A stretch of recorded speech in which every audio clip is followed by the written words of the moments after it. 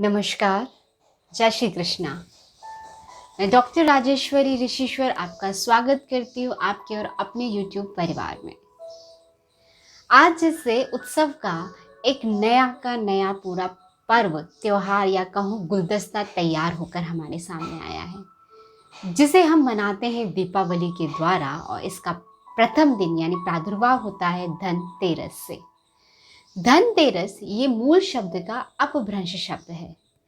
इसका सही शब्द है धन त्रयोदशी, जिस दिन भगवान धनवंतरी समुद्र मंथन के द्वारा उत्पन्न हुए थे और उनके एक हाथ में अमृत से भरा हुआ लबालब कलश था और दूसरे हाथ में था उनके आयुर्वेद शास्त्र, जिसमें वह अति ही पटु थे। धनवंतरी का जो प्रादुर्भाव हुआ उसका मूल उद्देश्य था कि जीवन में स्वास्थ्य की स्थापना होना, जीवन में अमृत की स्थापना होना, आप कभी रोगी ना हो, आप कभी बीमार ना हो।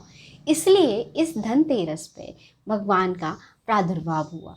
ये कार्तिक मास की त्रयोदशी के दिन हम धनतेरस को मनाते हैं, क्योंकि भारतीय संस्कृति में धन के क्षेत्र से स्थान हमारे जीवन में स्वास्थ्य को दिया गया। इसके लिए कहावत भी बहुत प्रचलित हुई कि पहला सुख निरोगी काया, दूसरा सुख घर में माया।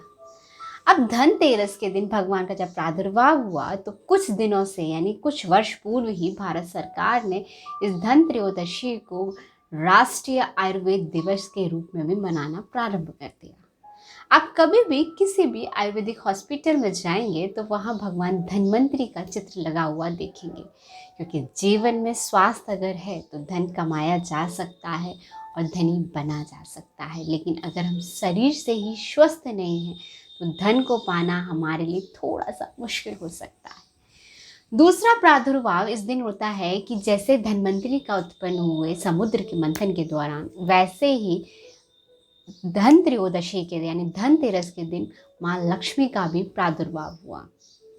लक्ष्मी का प्रादुर्भाव हुआ और वह जाकर सीधे के सीधे भगवान विष्णु के साथ उनका विवाह हो गया। ये एक चित्रण आता है, लेकिन भगवान का चित्रण जो होता है वो कुछ सिखाने के लिए होता है, और सिखाना ये कि भगवान की अलाहदनीय शक्ति हमेशा से लक्ष्मी रहे।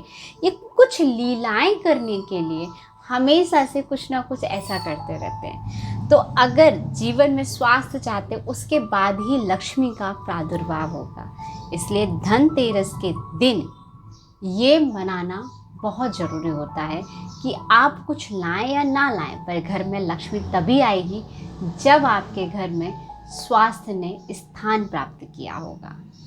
अब अगली बात रहती है कि स्वास्थ्य आ गया, लक्ष्मी आ गई।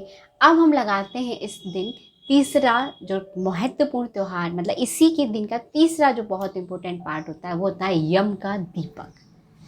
यम का दीपक हम सभी लोग लगाते हैं और ये दक्षिण दिशा में लगाया जाता है। शास्त्र इसकी कहानी के रूप में ये कहते हैं कि एक विद्यापति नाम का एक ब्राह्मण हुआ करता था।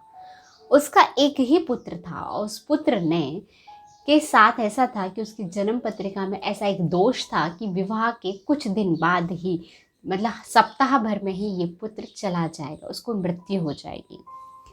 जब ये वाली बात उसकी पत्नी को पता चली, यानी उसके साथ जो ब्याह कर आई थी उसकी वाइफ, उस लड़की को पता चली, तो उसने कहा, उसने देखा, उसके मन में एक विचार आया, तो उसे बहुत सारा स्वर्ण मिला था अपने घर से और उसके घर में भी बहुत सारा स्वर्ण था। तो उसने बहुत सारे स्वर्ण के सारे बर्तन बाहर रख दिए, खूब सारे दीपक जलाए। वैसे भी कार्तिक माह तो दीपक का माह ही कहा जाता है कि इसमें दीपदान स्पेशल किया जाता है।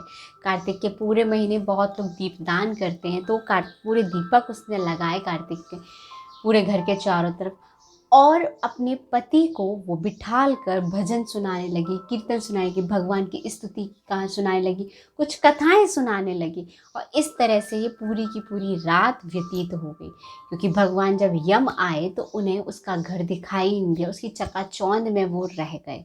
जब ऐसा हुआ तो उसके पति को जीवन दान मिला, इसलिए यम का दीपक लगाते हैं हम लोग।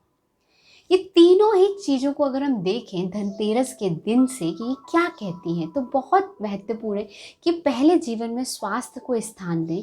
जब हमारा स्वास्थ्य बहुत अच्छा हो जाएगा तो लक्ष्मी का प्रादुर्भाव होता है, आह्लादनी शक्ति का, जो भगवान के हृदय में वास करती हैं। और जिस प्रकार से भगवान के जीवन में वैभव, संपदा और यश और शुभता व्याप्त है, वैसे हमारे जीवन में भी भगवान के हम बच्चों के जीवन में भी ये शुभता व्याप्त रहे। और सबसे ज़्यादा भय जीवन में किसको रहता है? मृत्यु का।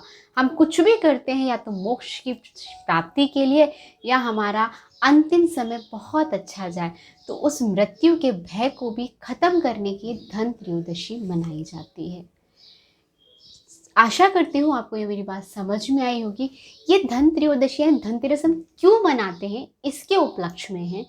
आगे मैं जो वीडियो बनाऊंगी कि धन त्रयोदशी के दिन आप ऐसा क्या करें, कौन से उपाय करें, क्योंकि वीडियो बहुत लंबा हो जाता है, तो वो मैं आगे का नेक्स्ट वीडियो बनाती हूँ कि कैसे क्या किया जाए कि हमारे जीवन में यश, संपत्ति, स्वास्थ्य सब कुछ एक साथ स्थापित हो जाए।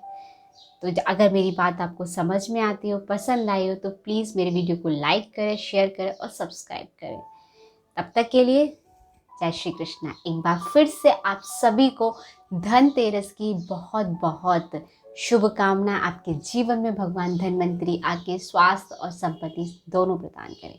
तब तक के लिए जय श्री राम, जय श्री कृष्णा।